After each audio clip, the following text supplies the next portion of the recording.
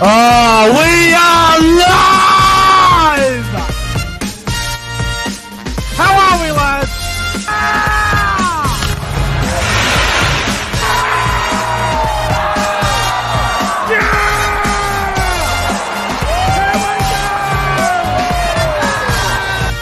Come on, the footy! The footy's back!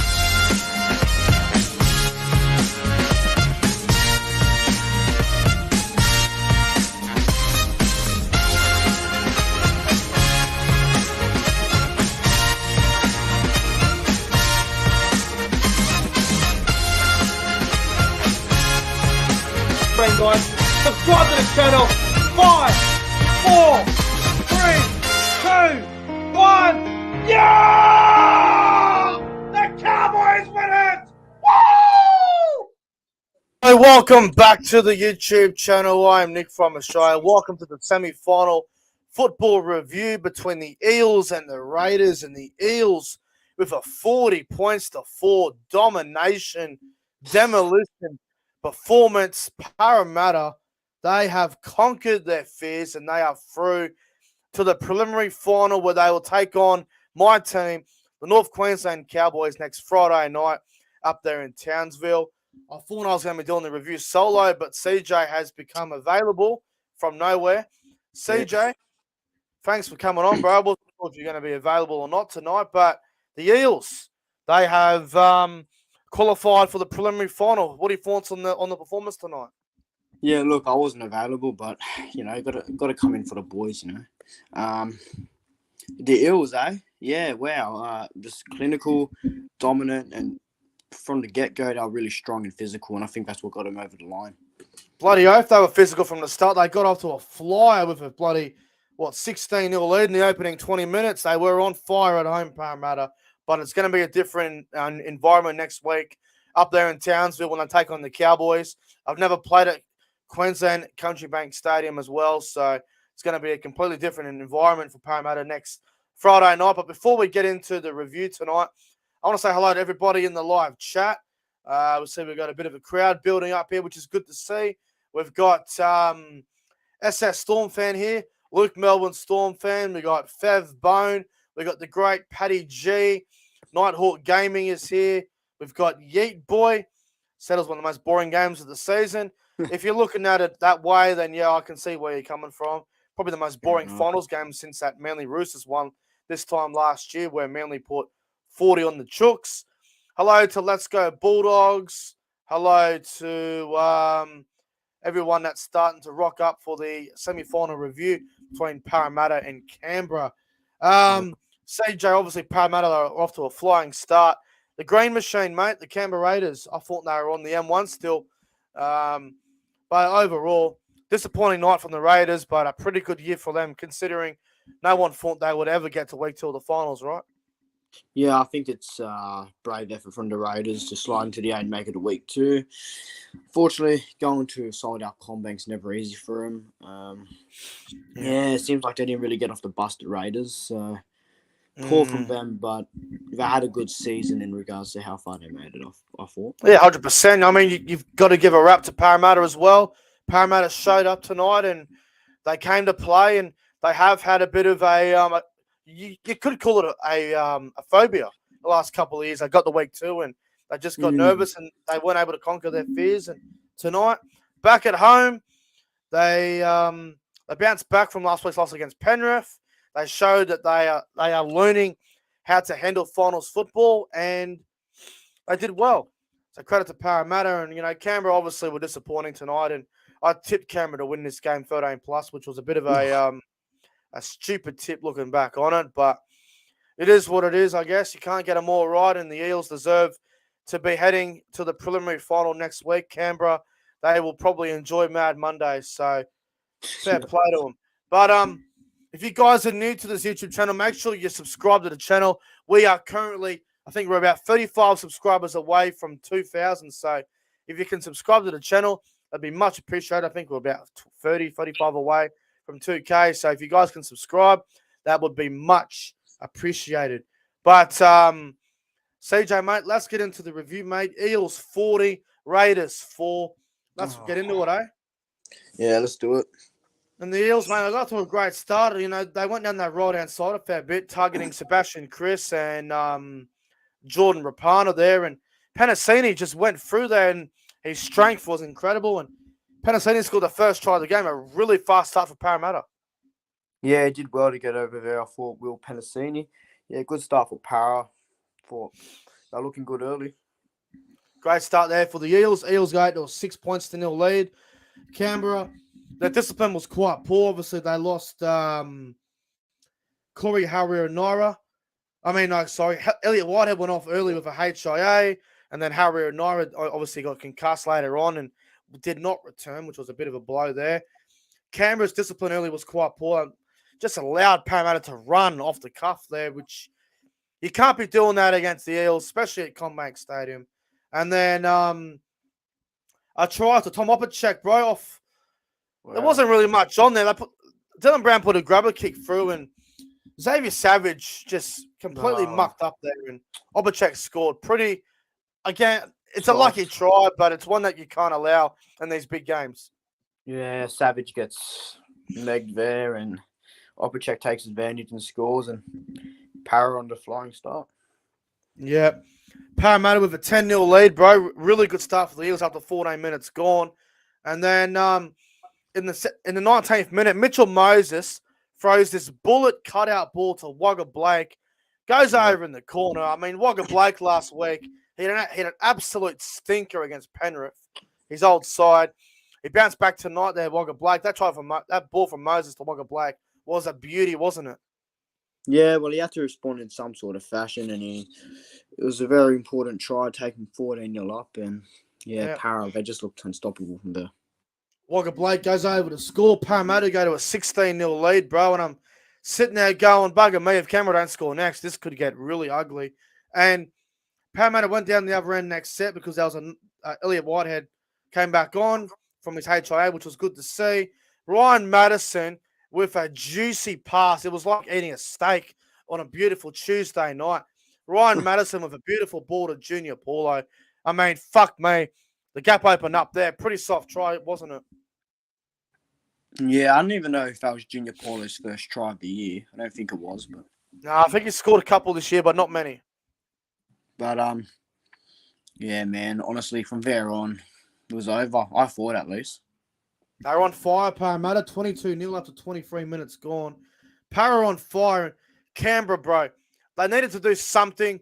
Xavier Savage had one of the worst 25 minutes from a fullback in a finals game that I've seen in a couple of years. He ran 80 meters here. There was absolutely nothing on. Just a little bit of speed around the ruck, and he just went straight through. Got past Gutherson, who missed the tackle. Savage with an 80-meter effort. One of the best individual tries of the year. Xavier Savage, take a bow, bro. How good was that? Yeah, unreal. And the momentum was against him as well. So for him to do that, I thought was really well done. And Xavier Savage. Remarkable work. What are we? 22-4 Parramatta. Canberra, they needed points before halftime. They tried to get points. They weren't able to do so. At halftime, bro, Parramatta were up 22-4. Honestly, bro, I thought they should have been up by a bit more. Yeah, well, they had loads of possession, I thought. I think they had about a lot of carries. At least 65% easy. Yeah, I would have thought that they would have been up by more, but no, not to be. There was a no try before halftime too to Gutherson where Dylan Brown threw a forward pass on the inside. The Eels fans at CommBank Stadium were absolutely fuming about that. I thought it was the right call. I thought the pass was forward, but that's just my opinion anyway. It was forward all day. Clear as day. Anyway, we get to the second half, mate, and Mitchell Moses, bro, what a freakish try that was. A brilliant offload from, I think it was Isaiah Papali'i. Moses went straight through and scored in the corner. I mean, we know Moses is quick, but fuck, that was a good try. It was all over there when Moses scored. He puts the icing on the cake, and yeah, great from Papali'i, I thought. 100%. Parramatta 28-4, and at this point I went, well, it's over. 28-4, 31 minutes to go. Canberra are not going to score 4 converted tries. It's not their night. They kept dropping the ball. Their completion rate was horrible. Their ball movement was not good. They had a few chances down that left-hand side with Whiten and Sebastian Chris and Nick Totrick, but was it? No, it was Rapana, wasn't it? But they just kept bombing it. They just couldn't find points there. So tough night out at the office of Parramatta. And then Parramatta wanted more points, bro, and they did that. A beautiful ball from Brown to Govison. Govison to Morata Niokore. Niokore scored a try in the centres because Opacek got his hamstring injury. He done his hamstring. Yeah, look, not good for Opacek, obviously. That's probably his last game for the Eels. Not good. And yeah, Niokore goes over and it's fucking blowing out there, wasn't it? Yeah, I think it was what was the score at that point? It was what 34-4 Parramatta. 34-4. They were on fire. And then Jack Whiten with a bit of a I think it was a shoulder charge on Mitchell Moses. Now, a lot of people are very upset about what Jack Whiten did the most on the ground, but it didn't even hit him in the head. It was just finishing off a tackle, really. I mean, it doesn't look good on the cameras in the super slow-mo, but the shoulder charge is why it was a penalty. Yeah, I agree. It looked bad when you're watching it, but like you said, it's probably just completing a tackle. Yeah, it was a bit dumb from Jack Whiten, but I guess that's frustration in a semi-final. The emotions got the better of him there. Parramatta go for the penalty goal. I don't know why, but they do anyway. They go to 36-4 in front. And then with about a minute to go, Niokore went in for a double. Unbelievable. Wow. Yeah, that was unexpected. Sum up the night. Parra get 40. This is the Raiders' biggest finals loss, so bad records being written there. Yeah, not good. Parramatta were just dominant. They deserve to win. We get the full time, bro, and the Eels beat the Raiders 40 points to 4 in the semi-final. Canberra will go on Mad Monday, and they're done for the year. I think Canberra can look back on that season and go, you know what? We made the semis. We knocked off Melbourne and Melbourne. We went to play Parramatta at CommBank, but we just didn't have what it took to win that game. But they have had a successful season, in my opinion, the Green Machine. And as for the Eels, well, they've done well. They lost to Penrith last week. They've bounced back. They've hammered Canberra at home. And they now will play the Cowboys in Townsville next Friday night in the prelim final, where the winner will go to a grand final. Parramatta have a lot of confidence at the moment, but I guess the other thing with Parramatta is they're going to play in Townsville. The Eels have never played at Queensland Country Bank Stadium, so that's going to be interesting to see how they go, especially up there at the new stadium. So really interesting to see how that goes. But I want to touch on this, mate. Towards the end of the game, especially in that last 10, 15 minutes, the Eels fans doing the Raiders Viking clap. We all know Penrith have got a habit of it. They've done it a few times against Canberra. Do Parramatta really need to copy what the Panthers have been doing? It just makes them look really bad. And if you want to get hated quickly, then go ahead and mock another team's chant. Because seriously, bro, in my opinion, there's no need for it.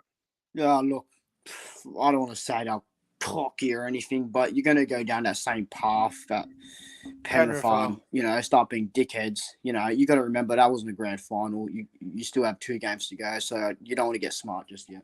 There's no need to be doing that. I mean, look, they destroyed Canberra. They won the game. They've booked a prelim final. Congratulations to them. It's well-deserved. Shout out to rugby league history and the king. How good. One of us are going to be in the grand final, which is unbelievable to think. Wow. Cowboys Eels prelim. It's what I've dreamed of. Me and the king spoke about this on the late night show a while back, and we said, I think Lufa said Cowboys Eels grand final, but we're actually getting a prelim in Townsville between Cowboys and the Eels. So what a remarkable turn of events that it's going to be next week. Oh, well, I can only imagine the banter that's going to go on through the week, but it's going to be a great game. The banter will be extremely rated R. Things might get ugly. No, fuck. Look, I think Parra, they've done well to get this far, so they've got to take their chances next week, but it will be a hell of a tough challenge. Yeah, 100%. It's going to be a big game. Cowboys are fresh as well. Opacek's hamstring problem, bro, it's not looking good for him. And with Opacek probably not going to play next week, they could throw Niokore at centre, but I think the logical choice here, mate, will be put Wagga Blake back in the centres and go Bailey Simonson back on the wing? Yeah, well, you'd want to do that. Personally, I don't think they will. I think they'll keep Niokore there. But, yeah, you're right. But that's, don't want to be negative, but that's probably Tom Opacek's final game in the NRL there. Unless they get to the grand final and they pick him, and I don't know if that's going to happen. If it does happen, would you pick Opacek? I don't know if you would, but Look, I don't know. I wouldn't, but yeah. Again, like the Eels team next week is going to be pretty much the same as it was tonight, except Opacek won't be there. So it's either going to be Murata and Niokore in the centres, and they bring maybe Nathan Brown onto the interchange bench, or they go Wagga Blake to centre, and they go Bailey Simonson onto the right wing, or Wagga Blake to left centre. But there's a couple of ways that Barrett can go about it.